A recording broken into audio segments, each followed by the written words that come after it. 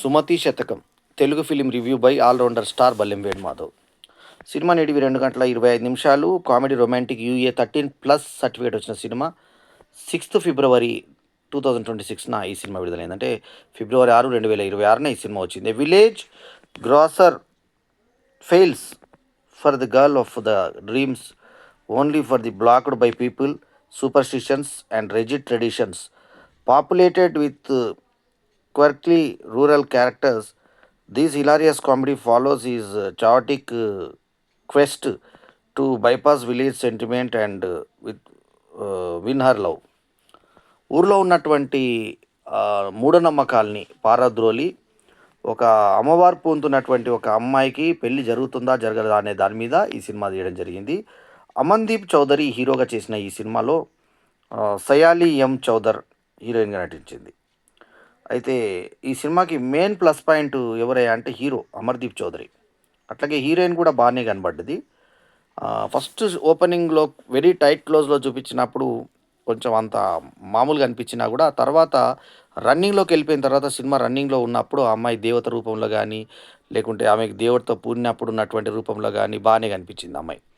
అమ్మాయి కన్నా నాకు ఈ సినిమాలో అబ్బాయి చాలా అట్రాక్టివ్గా అనిపించాడు. మంచి చాలా ఎనర్జెటిక్గా చేశాడు పర్ఫార్మెన్స్ అమర్దీప్ చౌదరి. చాలా బాగా కనిపించాడు. బ్రహ్మాండంగా ఉన్నాడు అబ్బాయి.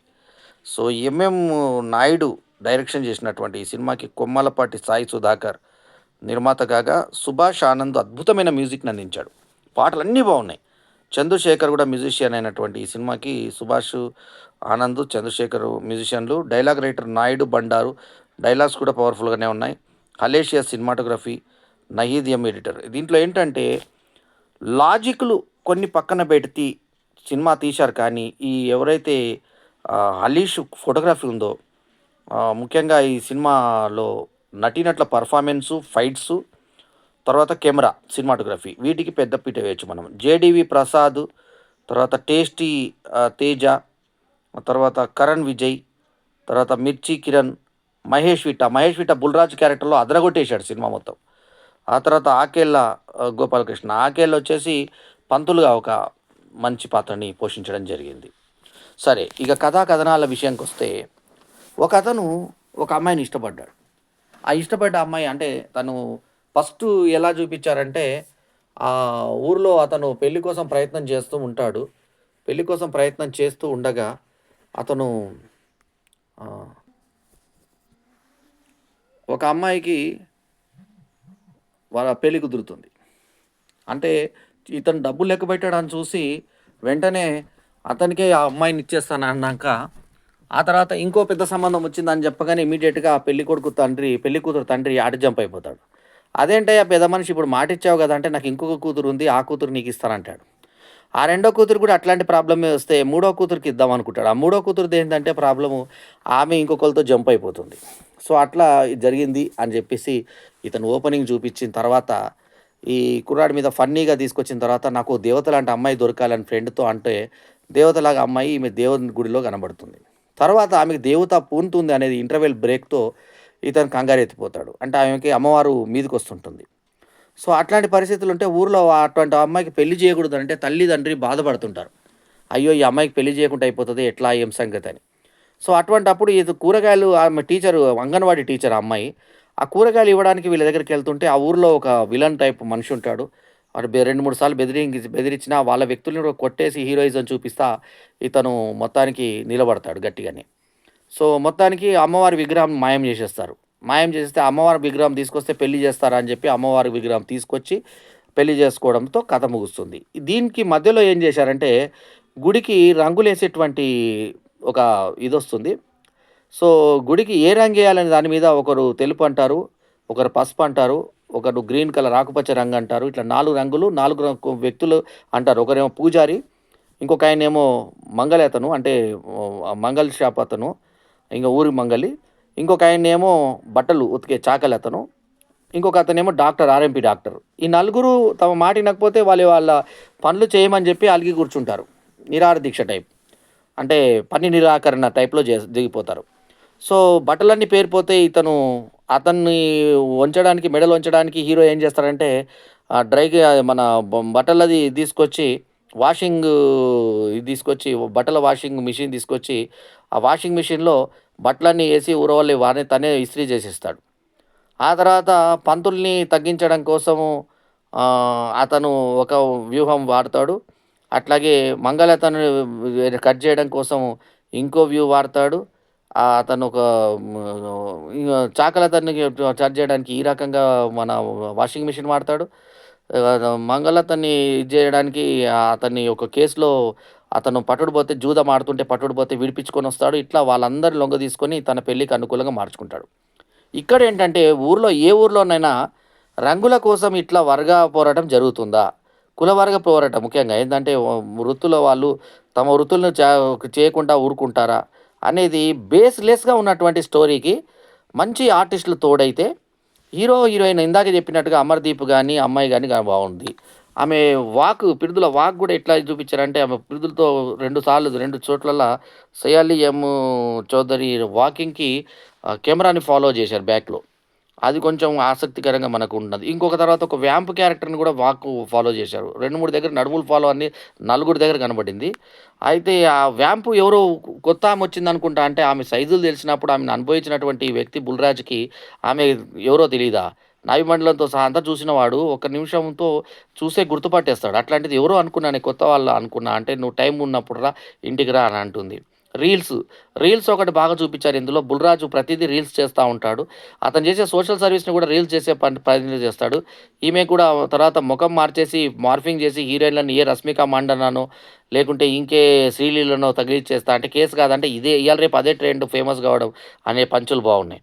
అట్లే 'ఆకేళ్ళ' కూడా పూజలు ఆపేస్తాను, పూజలు ఆపేస్తే మీరేం చేస్తారో చూస్తాను అన్న టైప్‌లో చేస్తే లాస్ట్‌కి అంతా పెళ్లి కోసం లాస్ట్‌కు అక్కడ ఎక్కడ గుడి దగ్గర విగ్రహం దగ్గర వీళ్ళు చేద్దామనుకో మధ్యలో ఇంకా చోరవరం అని ఒక దొంగల ఇది పెట్టారు. అది కూడా అంతా ఆహ్, అసహజమైనటువంటి బక్వాస్ కథ లాగా మొత్తం అంటే కథా కమామిషులంతా బక్వాస్‌తోటి సినిమాని కంప్లీట్ చేసే ప్రయత్నం చేశారు. 'సుమతి శతకం' అంటే సుమతి హీరోయిన్ పేరు. ఆమె పక్కన ఎవరైతే ఒక పని మనిషిలాగా ఉన్నటువంటి ఒక వ్యక్తి అంటే అసిస్టెంట్ వాళ్ళ అక్క అని పిలుస్తుంది. ఆమె ఎవరైతే ఉన్నారో హీరోయిన్ పక్కన చేసిన ఆమె మాత్రం అద్భుతంగా తన పెర్ఫార్మన్స్‌ని ఆమె మనిషి చూడ్డానికి నల్లగా ఇలాగ ఉన్నా గూడా పెర్ఫార్మన్స్ మాత్రం అదరగొట్టేసింది ఆ క్యారెక్టర్‌ని. అట్లాగే 'బాహుబలి' అంటూ ఇతను నెత్తి మీదకి కుండనెత్తుకొని ఊగుతుంటే ఇంటికి పోయేదాకా కొన్నైనా నీళ్లుంటాయని చెప్పి ముసలామె అనడం. అలాంటి కొన్ని పంచులు పండాయి. సో, ఆర్టిస్ట్‌లను గూడా అంతా అక్కడక్కడ ఊరు ఆర్టిస్ట్‌లనే తీసుకున్నట్టు అనిపించింది. మిగతా 'సుమతి శతకం' అనేది ఆ టైటిల్ తగ్గట్టుగా ఇంటర్వెల్ ఏమో ఆమె సుమతి ఎంట పడతా ఉంటే ఆమె దేవుడు పుడతాడన్నది ఇంటర్వ్యూలు. దేవుడు పోయిన తర్వాత ఎందుకే ఎవరు పెళ్లి చేసుకోవట్లేదంటే నేను చేసుకుంటానంటూ ఆమె సమస్యలు తీర్చి ఏ రకంగా చేసుకున్నాడు. లాస్ట్‌కు నిజంగా దేవతొచ్చి ఆమె మీదకి పూని ఒక్క తన్ను తంతే వాడు ఎక్కడో పడిపోతాడు విలను. ఆ తర్వాత ఏం జరిగిందన్నది మిగతా కథ. అంటే విగ్రహం తీసుకొచ్చిన తర్వాత కూడా పెళ్ళికి ఒప్పుకోనప్పుడు ఆ దేవత వచ్చిందంటూ రియల్ దేవత వచ్చి ఏ రకంగా తన బిడ్డను కూతురికి సాయం చేయి మంచిగా చూసుకోవాలని చెప్పేసి అంటే రొటీన్ క్లైమాక్స్ తోటి సినిమా ముగుస్తుంది. ఇది 'సుమతి శతకం'. సో, ఓవరాల్‌గా ఈ సినిమాకి రివ్యూ రేటింగ్ ఇస్తే 2.75/5 ఈజ్ మై రివ్యూ రేటింగ్. అయితే ఇందులో ఎక్స్ట్రార్డినరీ పాటలున్నాయి. హీరో పర్ఫార్మెన్స్ బావుంది. హీరోయిన్ అందంగా ఉంది. దేవత అంటే ఆ దేవతని ఏ రకంగా ఆమె చూపించాలో అంత అందంగా చూపించే ప్రయత్నం చేశారు. 'శైలి ఎం చౌదరి' అందంగా ఈ క్యారెక్టర్‌కి సరిపోయేలాగా కనిపించింది. సో, 'అమర్‌దీప్ చౌదరికి' మాత్రం మంచి ఫ్యూచర్ కనిపించింది. ఫైట్స్ బాగున్నాయి. సినిమాటోగ్రఫీ ముందే చెప్పినట్టుగా చాలా బాగుంది. 'సుమతి శతకం' లోగో కూడా ఆకట్టుకునే విధంగా తెలుగులో చక్కగా సాగింది. సో, పోటీ 9 సినిమాల మధ్యన వచ్చినటువంటి 'సుమతి శతకము' కామెడీ ఇష్టపడే ప్రేక్షకులకు ఒక పర్వాలేదనిపించే సినిమాగా నిలబడుతుంది. అయితే తమాషా ఏంటంటే, ఇన్ని సినిమాల మధ్యలో కూడా మనకి 'శివశంకర వరప్రసాద్' సినిమానే ఇంకా జోరు సాగిస్తుండడం, ఇంకా అది మనకు తమాషా కలిగించే విషయం మీరు నమ్మినా నమ్మకపోయినా ఇగో ఇది వాస్తవం. ఇగో ఇది చూడండి. ఇది గనుక చూస్తే మీకు యెల్లో మన ఆరెంజ్ అంటే ఫిల్లింగ్ ఫాస్ట్ అనమాట. ఈ యొక్క 'శివశంకర వరప్రసాద్' వరుసగా సినిమాల పేర్లు చదువుతాను చూడండి. 'అనగనగా ఒక రాజు' 2 షోలు, 'విత్ లవ్' 2 షోలు, 'మనశంకర వరప్రసాద్' 2 షోలు ఉండగా 740 షో ఒక్కటే ఈ మొత్తంలో ఫుల్ అయినది ఒక 740 షో ఒక్కటే మనకు కనబడుతది. క్లియర్‌గా చూడండి. ఇగో ఆపాను చూడండి. ఇదొక్కటే మొత్తం ఇన్ని కొత్త సినిమాల మధ్య ఇదొక్కటే 'శివశంకర వరప్రసాద్' 23 రోజులు దాదాపు 25 రోజులు దగ్గర పడింది. 25 రోజులకు గూడా ఇంకా ఈ సినిమా జోరు సాగిస్తూ దాదాపు 400,00,00,000కు చేరువలో అనిల్ రావిపూడి, చిరంజీవి కాంబినేషన్ సినిమా ఉందంటే నిజంగా hats off to megastar Chiranjeevi. 48వ సంవత్సరం ఆయనది. 1978 సంవత్సరంలో స్టార్ట్ అయినటువంటి కెరీరు ఇప్పుడు 48 ఇయర్స్ పూర్తి చేసుకుంటుంది. సో ఇది గ్రేటెస్ట్ లాంగెస్ట్ కెరియర్. సో ఈ 'సుమతి శతకం' సినిమా సందర్భంలో ఎందుకు చెప్పానంటే, ఇప్పుడు ఈ 'సుమతి శతకము' ఇంకా కొన్ని సినిమాలు ఇప్పుడు మొన్న పేర్కొన్నట్టుగా నేను ఆల్రెడీ మొన్న సినిమాల పేర్లు కూడా నేను చెప్పడం జరిగింది. ఆ సినిమాలన్నిటి మధ్యన అటు వచ్చినటువంటి 'యూటోపియా' లాంటి సినిమాల మధ్యన, తర్వాత 'ఎర్రచీర' లాంటి సినిమాల మధ్యన మొత్తం 9 సినిమాల మధ్యన వచ్చినటువంటి ఈ సినిమా మరి 'సుమతి శతకం' కామెడీ ప్రియులను ఆకట్టుకునే విధంగా సాగింది. సో ఇదండి ఈ సినిమాకి సంబంధించినటువంటి ఇది. సో ముఖ్యంగా నటీనటుల పర్ఫార్మెన్స్ మాత్రం అమర్‌దీప్ గాని, ఆ తర్వాత ఈ హీరోయిన్ అక్కగా చేసినటువంటి లేడీ క్యారెక్టర్ ఆర్టిస్ట్ చాలా అద్భుతంగా చేసింది. ఆమెకి మంచి ఫ్యూచర్ కనిపించింది. అమాయకంగా చాలా అద్భుతంగా ఉన్నాయి ఎక్స్‌ప్రెషన్స్ ఆమెవి. అట్లాగే హీరో ఒక అనాథగా ఉండి ఏ రకంగా ఇష్టపడ్డాడు, తను ఇష్టపడ్డటువంటి పిల్లకు ఈ దేవత పూనడం అనేటువంటి ప్రాబ్లమ్ ఉంటే గూడా ఏ రకంగా పెళ్లి చేసుకున్నాడు అనే దాంతో ఈ సినిమా మనకు ముగుస్తుంది. ఒక మంచి ట్రెండింగ్ సబ్జెక్టుని తీసుకొని ఒక డిఫరెంట్‌గా చేసేటువంటి ప్రయత్నం చేశాడు ఈ సినిమాతో.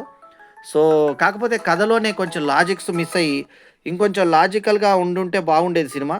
ఆ లాజిక్స్ మిస్ అయ్యి కొంచెము చిన్న చిన్న ఏదో రంగుల కోసం పోట్లాడుకోవడము, పని నిరాకరణ చేయడము, ఇలాంటివి. ఆ తర్వాత విగ్రహాన్ని బయటకి తీసుకెళ్ళిపోవడము, దొంగలాగా వాడే అక్కడ ఉన్నటువంటి ఊరి పెద్దనే తీసుకెళ్ళిపోవడము. ఆ తర్వాత చోరదా దగ్గరికెళ్ళి వీళ్ళు ఏదో చిన్న కొండను తవ్వి ఎలుకను పట్టినట్టు అక్కడ పోయి చేసేది ఏముండదు వీళ్ళు. ఆ విగ్రహాలు దొరికితే ఇక్కడే దొరుకుతాయి అని చెప్పేసి ఆ అడ్రస్‌లకి వీళ్ళు వెళ్ళిపోవడము. ఇలాంటివన్నీ. ఒక దగ్గరనేమో అన్నయ్య బాగుంటాడు, బాగున్నాడు, గుండు పెట్టినా బాగుంటావు, గుండు పెట్టకున్నా బాగుంటాడు అంటూ కమెడియన్‌తో కామెడీ వేషాలు ఏయించడం. అక్కడక్కడ కొన్ని కామెడీ పంచులు పండాయి. కానీ అన్నిటికన్నా ముఖ్యంగా కొరియోగ్రఫీ బావుంది, సినిమాటోగ్రఫీ బావుంది, ఫోటోగ్రఫీ బావుంది. తర్వాత సినిమాటోగ్రఫీ బావుంది, కొరియోగ్రఫీ బావుంది. దాంతో పాటు పాటలు బాగున్నాయి, లిరిక్స్ కూడా బాగున్నాయి. ఆకట్టుకునే విధంగా సాగాయి. అందులో 'చాగంటి వారి' అనేటువంటి పదాన్ని కూడా 'వేటూరి పాటలు' అనేది చూసాము. తర్వాత 'బాపు బొమ్మల' అని చూసాం గానీ, ఇప్పుడు 'చాగంటి వారిది' కూడా ప్రవచనాలు చెప్పే 'చాగంటి వారిని' కూడా ఇందులో పాటల్లో ఒక పదంగా చేర్చడం బావుంది. సో, ఓవరాల్‌గా ఈ సినిమాకి ఇచ్చిన రేటింగ్ ఇందాకే విన్నారు కదా! 2.75/5 ఈజ్ మై రివ్యూ రేటింగ్. ఈ రివ్యూ గనుక మీకు నచ్చితే లైక్ చేయండి, కామెంట్ చేయండి, షేర్ చేయండి మా ఛానల్‌కు. తప్పకుండా సబ్స్క్రైబ్ చేయండి. ఎల్లప్పుడూ మీ ఆదరాభిమానాలను ఆశించే మీ all rounder star Ballem Venu Madhav. నమస్తే. జై హింద్.